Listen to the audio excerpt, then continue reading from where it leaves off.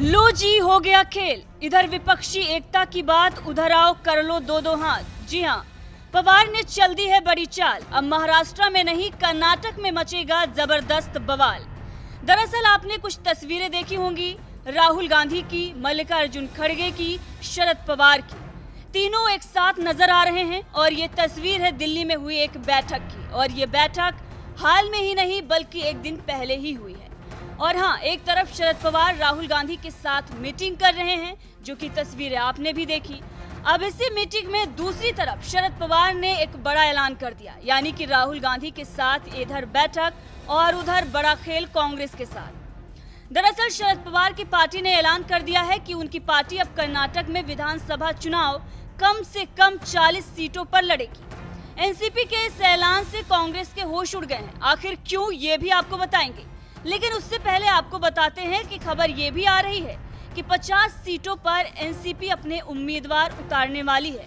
अब ऐसे में कांग्रेस के लिए ये तगड़ा झटका इसलिए है क्योंकि एनसीपी कर्नाटक में कांग्रेस के ही वोट को काटने वाली है और इससे भाजपा को ही फायदा होगा। तो सवाल ये है कि क्या राहुल गांधी ने शरद पवार से बैठक करके इन मुद्दों पर बातचीत नहीं की, या फिर पवार ने ये ठान लिया है कि कांग्रेस को हर मोर्चे पर पटकनी देनी ही है, इसीलिए वो ताबड़तोड़ फैसले कांग्रेस के विरोध में ले रहे हैं और उनके इस फैसलों को राहुल गांधी की बैठक भी बदल नहीं पा रही।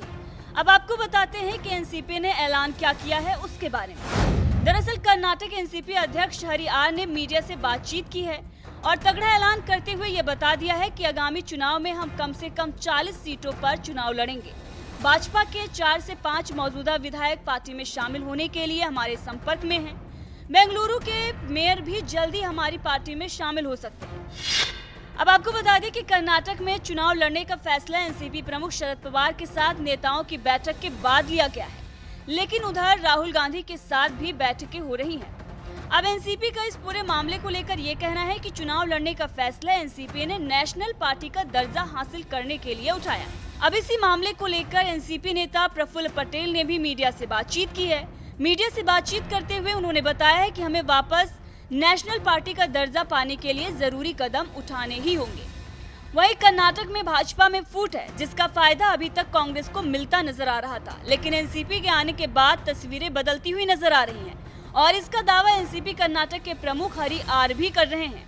भाजपा के कई नेता उनके संपर्क में हैं और जल्द ही एनसीपी का दामन वो थाम सकते हैं, ये दावा किया है कर्नाटक एनसीपी प्रमुख ने।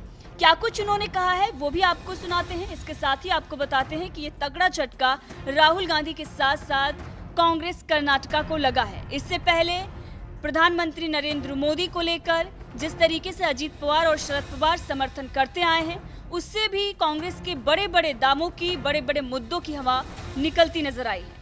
बहरहाल जिस तरीके का माहौल बना हुआ है, महाविकास आघाड़ी का गठबंधन कितने दिनों तक टिकता है, ये भी देखने वाली बात होगी। का पास क्या है, टिकट फाइनलाइज करने के लिए आया है। तो अभी आप देख रहे हैं 2 दिन का पहले बीजेपी का रनिंग एमएलसी छोड़ के इधर आए, रिजाइन करके आया था। तो रिजाइन करके इधर आया, एनसीपी सिद्धांत अच्छा है बोल के इधर आए, इसलिए उन लोग को टिकट दे रहे हैं, ऐसा वाला को। अभी एक 4-5 एमएलए भी बीजेपी वाला छोड़ के इधर आ रहा है। मेयर भी आने वाला है, इसलिए। मेयर कहाँ के हैं? वो बैंगलोर का है। ओके, यहाँ पे आने वाला है, वो अभी फाइनलाइज नहीं हुआ, आने वाला है बस।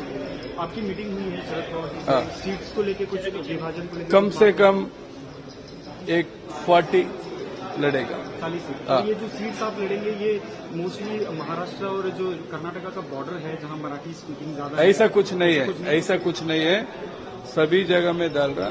तो सभी बहुत एलिजिबिलिटी कैंडिडेट को दे रहे हैं। ओके, पर सर महाविकास आघाड़ी यहाँ अलायंस में है, एनसीपी इनके अलायंस में, तो कहीं ना कहीं कांग्रेस की वोट कटेंगे नहीं अगर आप जहाँ कांग्रेस है वहाँ पे लड़े, उसको किस तरह से करेंगे? मतलब how will be the seat sharing? नहीं, मेरे पास आने वाला सभी बीजेपी वाला आ रहा है, कांग्रेस वाला कोई भी नहीं आ रहा ना, इसलिए बोल रहे हैं बीजेपी वाला का जा रहा है, बस उतना ही है। कांग्रेस का क्यों जाएगा? पर कांग्रेस के वोट तो कटेंगे ना अगर आप अलायंस में हैं, अपोजिशन एक बना रहे हैं, थर्ड फ्रंट बना रहे हैं नेशनल लेवल पे, पवार साहब मिलके आए हैं, राहुल गांधी।